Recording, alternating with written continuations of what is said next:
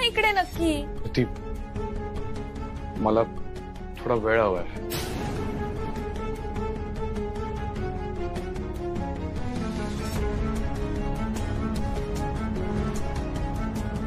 अमूल्य वेदांत तिकडे आलाय.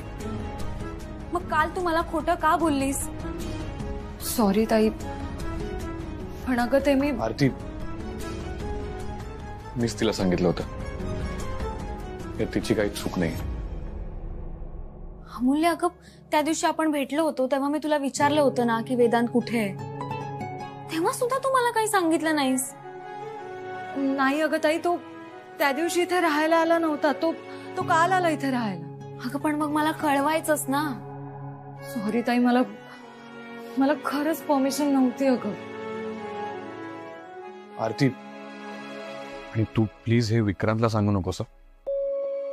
नाहीतर त्याचा चेहरा बघूनच आईला कळेल मी कुठे. वेदांत, अरे दिवाळी आणि तू घर सोडून आलायस. सॉरी आरती, आय नो ही तुझी पहिली दिवाळी आहे आणि हे असं होतंय. I am really sorry.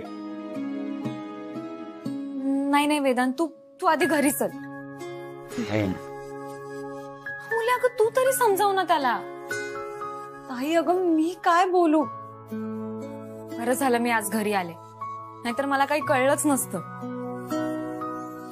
पण तू अशी अचानक कशी काय आलीस? सगळं ओके ना? हो सगळं ठीक आहे, पण मला तुझी खूप आठवण येत होती म्हणून आले. काल म्हणाले ना तुला कॉलवर, कंदील बनवलंस का? बनवला कंदील. मी आणि वेदांतने मिळूनच बनवला.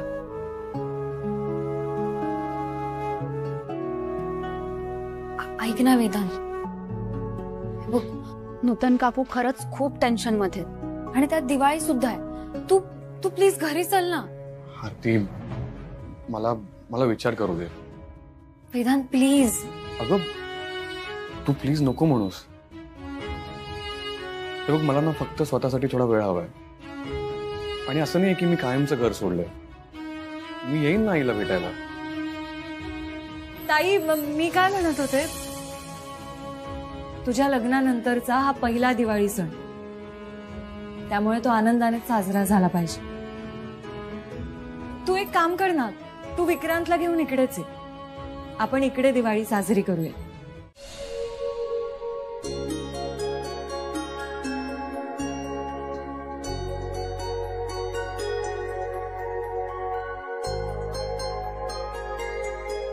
जी नमस्कार. हो, सुखी रहा. खरं तर लग्नानंतर तुमच्या दोघांची पहिली दिवाळी आहे. आरती, बाळा, लग्नानंतरचा पहिला सण खूप महत्वाचा असतो बर का. हा पण आता वेदांत घरात नाहीये, त्यामुळे खरं सांगू का साजराच करावासा वाटत नाहीये. पण आरती बाळा, तू वाईट वाटून घेऊ नकोस. आजी, मी ना देवाकडे प्रार्थना केली की सगळं लवकरात लवकर नीट होऊ दे. देवा ऐक रे बाबा आरतीचं. बरे बघा, लक्ष्मीपूजनाचा मुहूर्त संध्याकाळी 5:30 ते 6:45 आहे. हा, आपण ना मुहूर्तावरच पूजा करून घेऊया.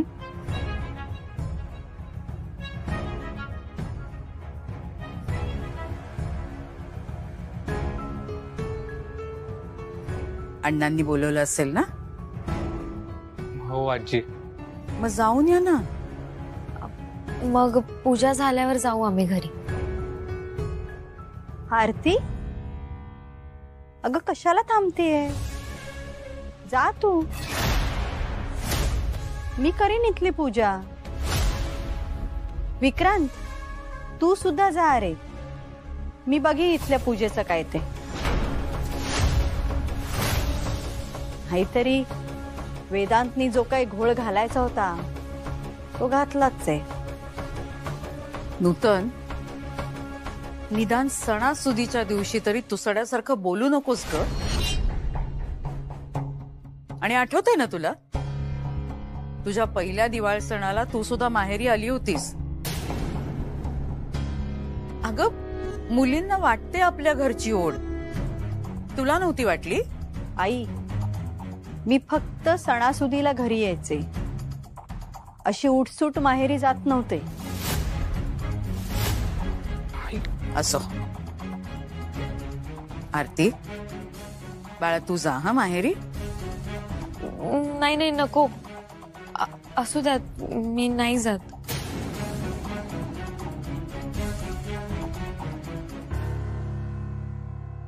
आरती, असं करू नकोस बाळा. तुला वाटतंय ना जावंसं, मग जा ना. आरती, जाऊया आपण. तू आईचं बोलणं नको मनावर घेऊस.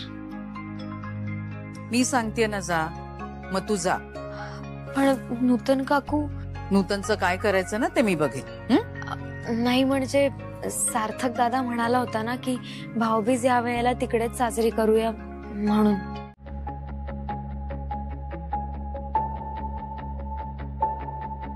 शुभ दीपावली साहेब. शुभ दीपावली म्हटलं.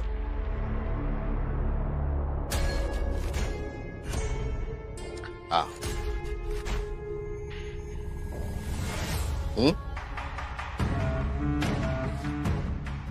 आणा.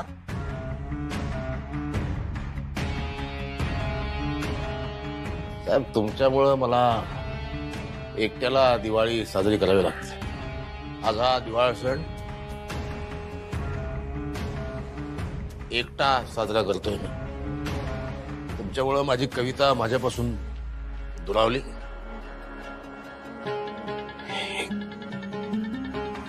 एकटा पडलो मी एकदा. नूतन एकटी. मी एकटा, नूतन एकटी. एकटा एकटी. हा हे सगळे सणाचे दिवस आहेत. नूतन आली तर नाही आली तर नाही, पण तिने यायला पाहिजे ना. मी एकटा इकडे, नूतन आली तर बरं होईल. नाही, नूतन यायला पाहिजे. कशी येईल ते? नाही येईल ते. टॉस करू आपण. टॉस. विषयच नको, विनाकारणचा वाद नको. टॉस करू. टॉस. टॉस ठरवेल नूतन येणार की नाही. हा काय हो, तुमची बायको येणार का?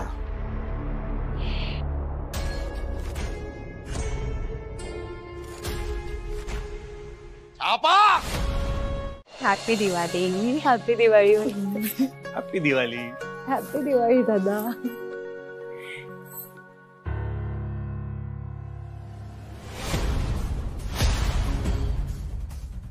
दादा, अरे तू इथे काय करतोयस? अरे आम्ही सगळ्यांनी किती फोन केले तुला. हा, घरी सगळेजण वाट बघताय तुझी आणि तू इथेस.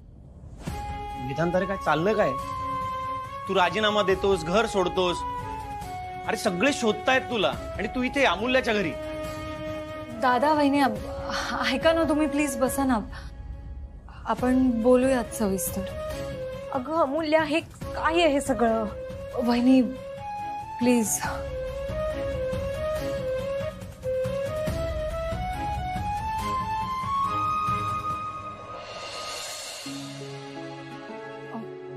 बरं सांगा, मी काय आणू तुमच्यासाठी? चहा, कॉफी? म्हणजे काही नकोय चहा कॉफी वगैरे. दादा तू आधी सांग मला नीट काय झालंय. वहिनी अगं ऍक्च्युली वेदांत हॉटेलमध्ये जाऊन राहत होता. मला ही गोष्ट कळली आणि मी अण्णांना जाऊन सांगितली. अण्णा म्हणाले ते काही नाही, तू वेदांतला घरी घेऊन ये राहायला. म्हणून मग मी वेदांतला घरी घेऊन आले. आणि आता झालं असं आहे की आमच्या नाटकामुळे अण्णांना खरंच तो जावई वाटतोय.